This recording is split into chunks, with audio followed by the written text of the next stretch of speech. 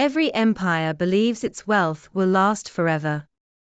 But history shows us this. Even the largest piles of gold can vanish overnight. When the Russian Empire collapsed in 1917, it wasn't just a dynasty that fell. One of the world's largest gold reserves disappeared as well. Gold worth billions in today's money was lost in the chaos of war and revolution. Some say the Bolsheviks survived thanks to that gold. Some say foreign powers seized it. Others talk about trains that vanished in Siberia. The truth is, when that gold disappeared, the financial foundation of an empire collapsed with it. At the beginning of the 20th century, Russia held more than 1,200 tons of gold. For that era, this meant incredible power. Because money was tied to gold. People trusted the ruble because real metal stood behind it. The state could borrow, finance the army, and pay for imports. Then the war began. War doesn't only take soldiers from the battlefield. It takes money as well. Russia mobilized millions of troops and spent fortunes on weapons and ammunition. Gold reserves began to melt away. That wasn't enough. The state printed more money. Inflation rose. Bread prices multiplied. Wages stood still. Life became harder for ordinary people. Then it became unbearable. In 1917, the system cracked. The Tsar was overthrown. The streets erupted. Strikes, uprisings. And in that chaos, gold was loaded onto trains and sent east. Some of it was shipped abroad. Some changed hands during the Civil War. Some of it, quite literally, disappeared. When the Bolsheviks took power, only a fraction of the once massive reserves remained in the vaults.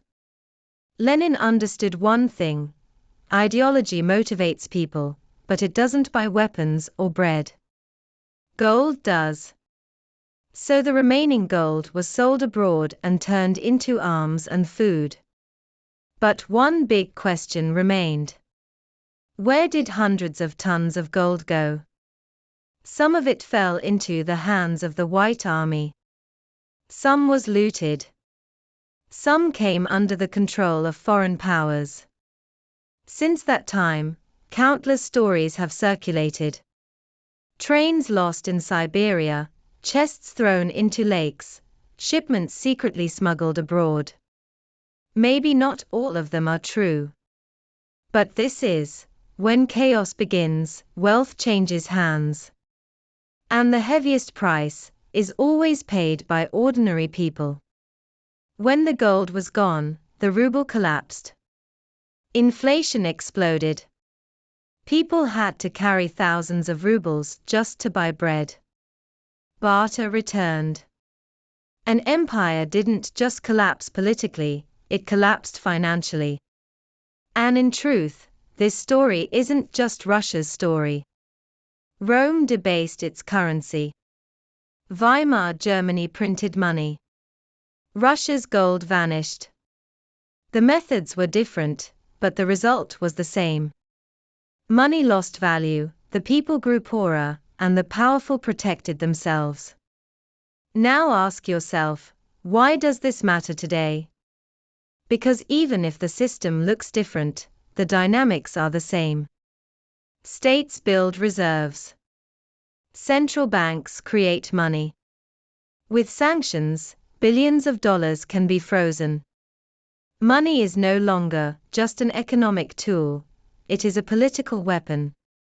And trust, everything depends on trust. People believe their savings are safe. They think if there's money in the bank, everything is fine. But if trust in that currency is shaken, everything can change very fast. History has shown this again and again. In 1917, Russia thought its gold would protect it. It didn't. The lesson from this story is simple but uncomfortable. When crises begin, wealth changes hands. Whoever controls money controls power. And when trust disappears, wealth disappears with it. History doesn't repeat itself exactly. But its rhythm is always familiar when you hear about reserves, sanctions, and central banks today. Remember 1917. Even the biggest piles of gold can disappear. And if you don't understand the system, when the next crisis comes, you will be caught unprepared. History has answers. If you're willing to really look.